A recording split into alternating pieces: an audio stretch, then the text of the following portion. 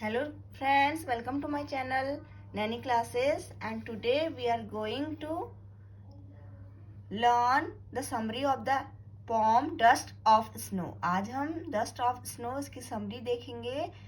हमने पहले इसको डिस्कस कर चुका है, इसको एक्सप्लेन कर चुकी हूँ मैं अपनी पिछली वीडियो में। तो इस वीडियो में हम इसकी समरी डिस्कस करेंगे।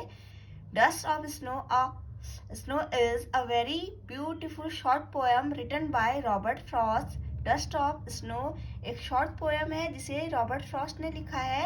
And Robert Frost was an American poet. जो रॉबर्ट फ्रॉस्ट हैं वो एक अमेरिकन पोएट है। He was born on 26 March 1874 and he died on 29 January 1963।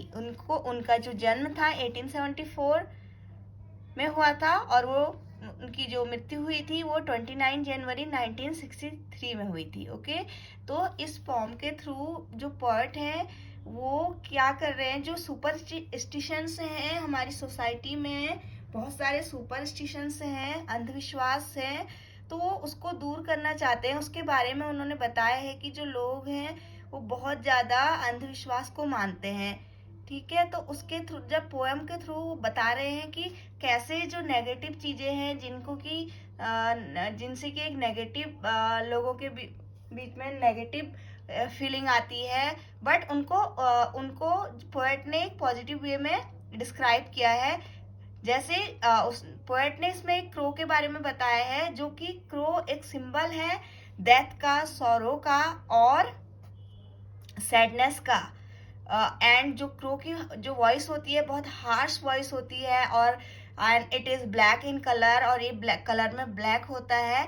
तो इसको अपनी सोसाइटी में, हमारी सोसाइटी में इसको शुभ नहीं माना जाता है। लोग इसको डेथ का सिंबल मानते हैं। And same like that hemlock tree is also a poisonous tree. Hemlock tree भी एक पॉइजनस ट्री है, उसको भी लोग क्या करते हैं, एक नेगेटिव वे में उसको लेते हैं। लेकिन यहाँ पे उसने उनको क्रो और हेमलॉक ट्री को एक डिफरेंट वे में हमारे सामने डिस्क्राइब किया है। और जो मोस्टली जो पोएट होते हैं वो अपनी पॉम में जो बर्ड्स हैं जो कि ब्यूटीफुल, अपनी ब्यूटी के लिए जाने जाते हैं, लाइक पैरट, पिकॉक, तो इनको अपनी पॉम में मेंशन करते हैं। बट यहाँ पे उसने क्रो को मेंशन किया है, एक डिफरेंट उसने अप्रोच यहाँ पे दी है। और सेम लाइक दैट वो जो पोएट्स होते हैं वो जो ट्रीज, अपने ब्यूटीफुल ट्रीज हैं, जो दूसरे ट्री है, oak tree, pine tree, maple tree, इनको अपनी पॉम में डिस्क्राइब करते हैं। बट उसने यहाँ पे हेमलॉक ट्री को डिस्क्राइब किया है। तो जो रॉबर्ट फ्रॉस्ट हैं उन्होंने क्या किया है, बहुत ही beautifully crow and hemlock tree को अपनी पॉम में लिया है और उनको एक पॉजिटिव वे में उन्होंने लिया है।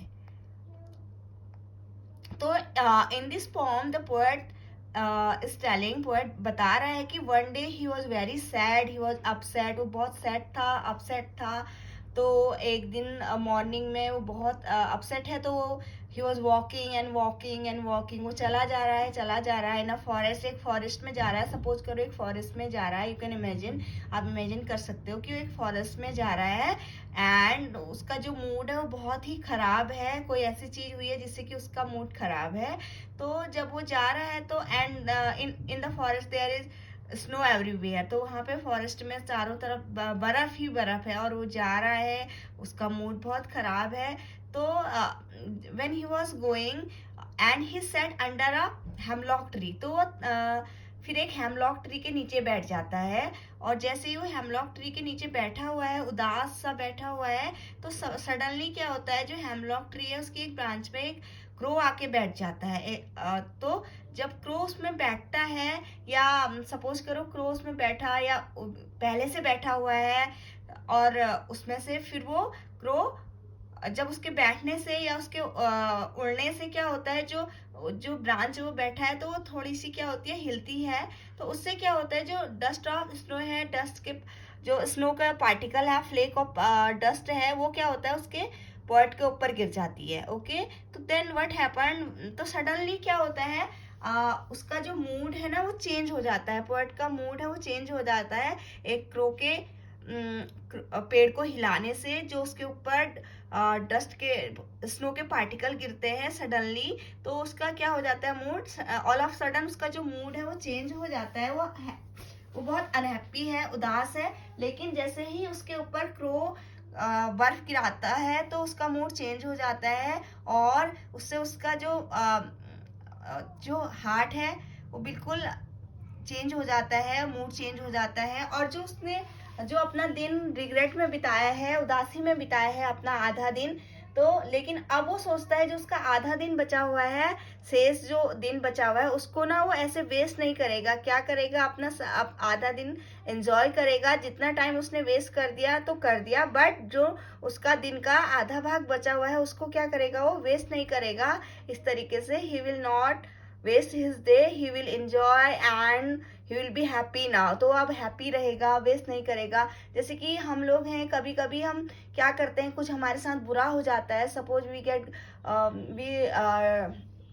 Do not get good marks we have expected, हमने जितने एक्सपेक्ट किए उतने मार्क्स नहीं आते, तो हम क्या हो जाते हैं, हम बहुत दुखी हो जाते हैं, उदास हो जाते हैं, सारा दिन हम अपना वेस्ट करते हैं। बट क्या करना चाहिए, हमें उसके बारे में सोचना चाहिए कि ऐसे क्यों हुआ, next time I will do better, next time मैं कुछ बेटर करूंगा। लेकिन ये नहीं कि हम पूरा दिन उदास बैठ गए, कुछ खाया पिया नहीं और रिग्रेट में अपना डे बिता रहे हैं। हमें ऐसे नहीं करना चाहिए। हम कुछ अलग कर सकते हैं, हम कुछ डायरी लिख सकते हैं और कुछ बुक्स रीड कर सकते हैं जो कि हमारे लिए हेल्पफुल हो। तो जो पोएट है उसके कहने का मतलब है कि अपना सारा दिन कुछ हमारे साथ बुरा होता है, रिग्रेट में बिताने के बजाय हमें उसे भूल के आगे शुरुआत करनी चाहिए, आगे के लिए सोचना चाहिए। तो this the poet want to say through this poem. Okay.